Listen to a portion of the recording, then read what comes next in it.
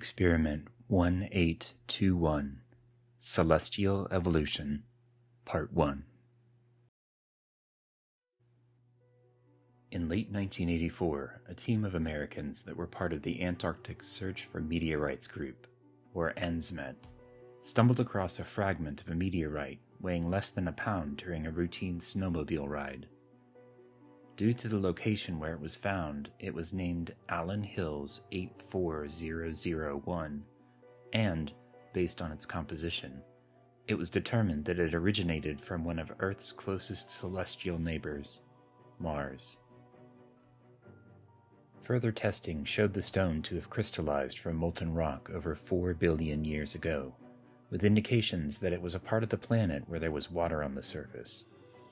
Scientists suspect that the fragment was blasted away from the planet when a large meteor smashed into the surface of the planet, hurling chunks of rock and debris out into space. Based on the fragment's location and additional testing, it was estimated to have fallen to Earth here over 13,000 years ago. When the reports about the fragment reached NASA, they immediately took possession of it, their top scientists already planning a full course of their own tests. The initial round of tests returned a shocking result. There was trace evidence on the rock's surface of life. Time had its way with the stone, so no actual life was found, but structures on the outside showed that the meteorite did, at one point, host life. The discovery was quite controversial, and many heated debates were had about the remaining structures and what to make of them. Ultimately, it was decided that those structures could have been made naturally. Time went on, and all but a handful of scientists forgot about the meteorite. It was catalogued and relegated to a small box with a white label, and its name written in large block letters on the side, Allen Hills 84001. Several months later, the Pinnacle researchers approached NASA to ask about the possibility of them running their own tests on the stone. As they had worked with them several times before, NASA agreed, but only if Pinnacle followed all of the correct safety protocols to protect themselves and, more importantly to NASA, the meteorite.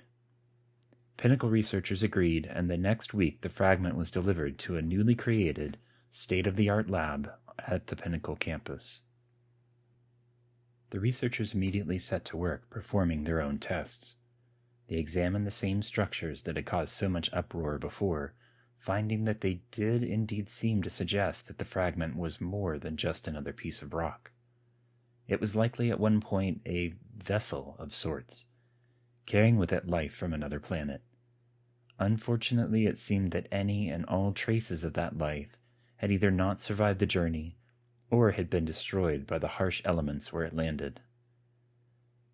They were frustrated by their lack of findings other than those similar to what the NASA scientists had previously reported. Defeated, the Pinnacle researchers filed their final reports and left for the day. That is, all but one. Dr. Lin, a microbiologist, remained at her desk poring over the results of their testing again and again, knowing for sure that there was something that they had missed. Frustrated, she leaned back and let out a large sigh. What did we miss? She wondered out loud. There has to be something we're not thinking of. She closed her eyes and realized just how exhausted she was. The last several days of almost non-stop testing were catching up with her. Her stomach growled loudly, and she tried to remember the last time she'd eaten a decent meal.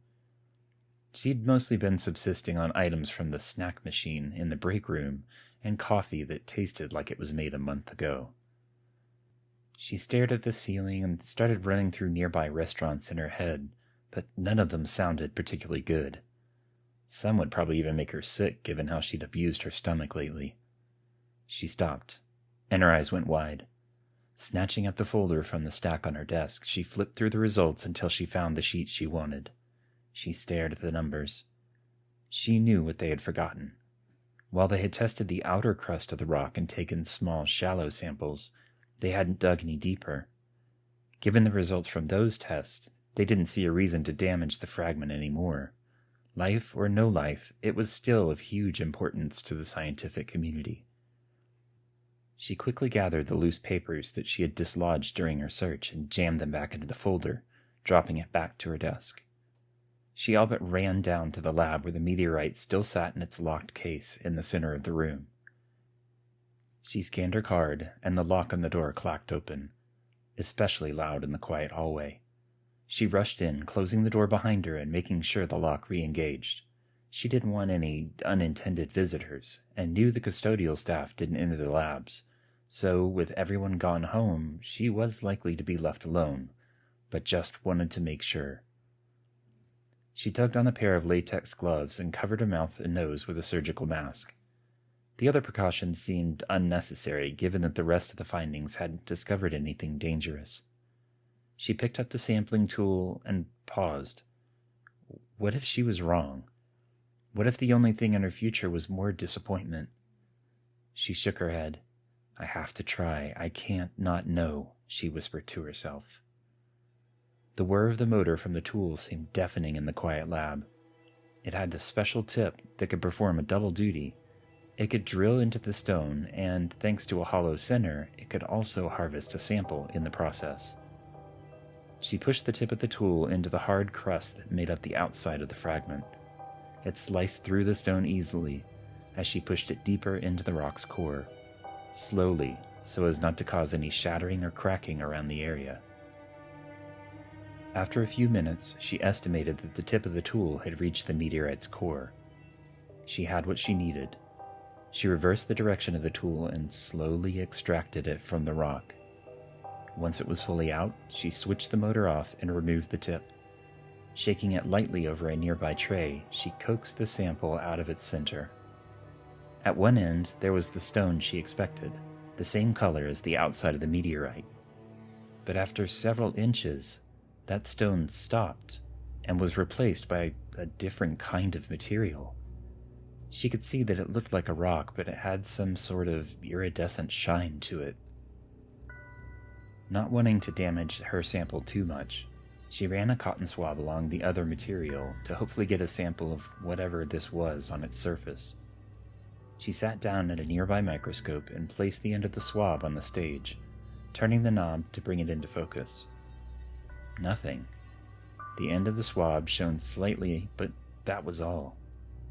She had irreparably damaged the fragment for nothing. Defeated, she bagged the sample and threw the cotton swab away. After dropping the sample into a box with the rest of the results, she sighed, switched off the lights, and went home. The next morning, she arrived at the Pinnacle offices, coffee in hand and bleary-eyed from the late work the previous night. She heard the familiar beep as she scanned her badge and the loud thump of the door lock disengaging. She walked down the hall, passing door after door, all unmarked, just like the rest of the building. She counted each door as she passed it, though she knew exactly which one hid her lab behind it. It had just become habit after doing it so many times when she started working there at Pinnacle. After a few turns and more counting, she stood in front of the door to her lab. Again, she scanned her badge, and after the familiar beep and thump, she pushed her way through the door, being careful not to spill her coffee. She immediately noticed something strange. No one was at their desks. Usually there was at least 2 or 3 of the other researchers in her group bent over their keyboards, running the data for their projects through Pinnacle's powerful systems. She noticed that the door to the main part of the lab was mostly closed. As she walked closer, she could hear voices from the inside. They were chattering excitedly about something, but she couldn't quite make out what. Opening the door wider, she saw the same researchers that were normally at their desks, huddled around one of the tables. Bright lights had been aimed at the table, glaring off the metal and reflecting back into the high ceiling above them. One of the researchers looked up as she walked in and saw her, looking immediately uncomfortable. He tapped the arm of the researcher next to him, and the entire group went silent. They knew. They knew it was her that had taken the core sample, and they knew what kind of things happened to those that violated protocol. Silence once again filled the room, and she looked nervously down at her quickly cooling coffee, still in her hand. She cleared her throat. I see you all found it, she began. No sense in hiding from it. I broke protocol, and I plan on owning up to it once Dr. Stevens arrives. None of you need to worry. This was all on me. The other researchers glanced around at each other, confused looks on their faces.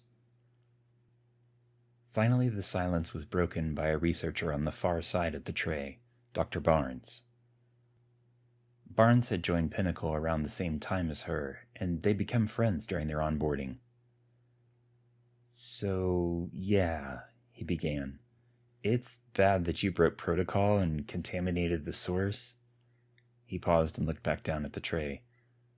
But if you hadn't, we'd never have found this. He pushed the tray down to her, the metal of it scraping loudly along the long metal table as it slid. She reached out and snagged the corner, pulling it the rest of the way down. She looked at the sample, now removed from the bag that she'd placed it in. Under the stark lighting of the overhead lights, she could see small flecks of something reflective. But otherwise the sample looked the same. She looked back up at Barnes with a confused look on her face. What am I looking for? This looks the same as last night when I tagged and bagged it. Barnes held up a hand, motioning for her to wait, and walked over, picking up one of the small metal probes from a nearby tray as he passed. He came up beside her and slid the tray slightly so that it was in front of the both of them.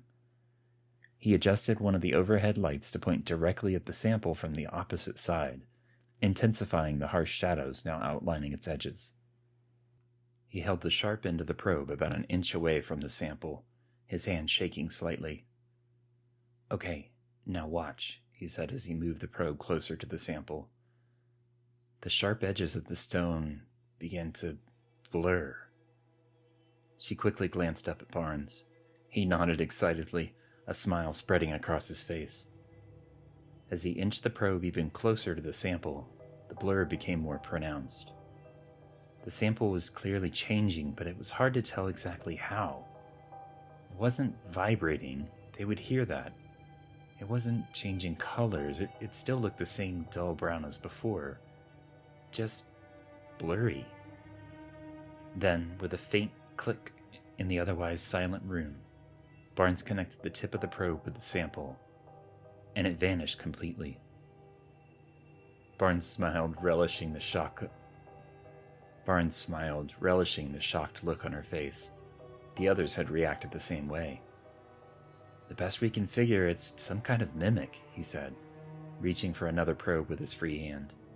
He kept the tip of the first probe on the sample and used the other to tap the space where the sample had been moments before. The sharp tink, tink, tink sound echoed around the room as he tapped to prove that the sample was still there. The really interesting thing was that the shadows it was casting before were now gone too. She knew it. She knew there had to be more to the story of life in this chunk of stone than just the remains on the surface. The best we can figure, it's some kind of biochemical mimicry, Barnes started. And as odd as it sounds, it only seems to happen when it feels threatened. We discovered that by accident when we were starting investigating with the probes ourselves this morning. Okay, so what's the next step? She started excitedly. This is obviously something that needs to be investigated further. I mean, think of the applications if we could harness this. There isn't a government in the world that wouldn't pay top dollar for something like this. I want to get started with more testing as soon as possible. We'll start by isolating whatever this is from the stone and see if there's something we can replicate. She stepped away from the table and started mumbling to herself as she paced around the room excitedly. We'll test it on other substances first, but I can't wait to see how it reacts with biological life forms. We'll start with the smaller, simpler organisms, and then move our way up to more complex ones. She stopped and glanced at Barnes. He nodded, and the room filled with excited chatter as the others turned and researchers returned to their desks. Barnes turned back to her. We have a long way to go before this could be applied like you're thinking. She nodded, tapping her finger to her lips and nodding, clearly lost in thought and not really listening. Sarah, he paused. Sarah, he said more impatiently, this time touching her shoulder. She snapped back from being lost in thought. What? She said, a little annoyed. Sarah, you have to do one thing first. We're already starting to prepare tests. What comes before that? He sighed and pointed at the door leading to the hallway. You have to tell Mike. Her shoulders slumped. In all the excitement, she'd forgotten that she'd broken protocol. She sighed and exited the lab and took the elevator up 2 floors. 2 more turns and countless doors later, she stood in front of a door with a nameplate reading, Dr. Michael Sanders, Ph.D. She knew exactly how this was going to go. It wasn't her first time here. He'd yell at her for a while, going on about responsibility and scientific integrity. She knew the drill and would sit quietly until he ran out of steam. Then, and only then, would she tell him the amazing news. They found something remarkable, and it could change the world forever. She adjusted her lab coat, smoothed down her hair, and knocked quietly. Shuffling noises came from inside, and then footsteps, made by dress shoes on the hard floor, came closer. He opened the door wide and motioned for her to have a seat across from his desk. Come in, Sarah. It seems we have a lot to talk about.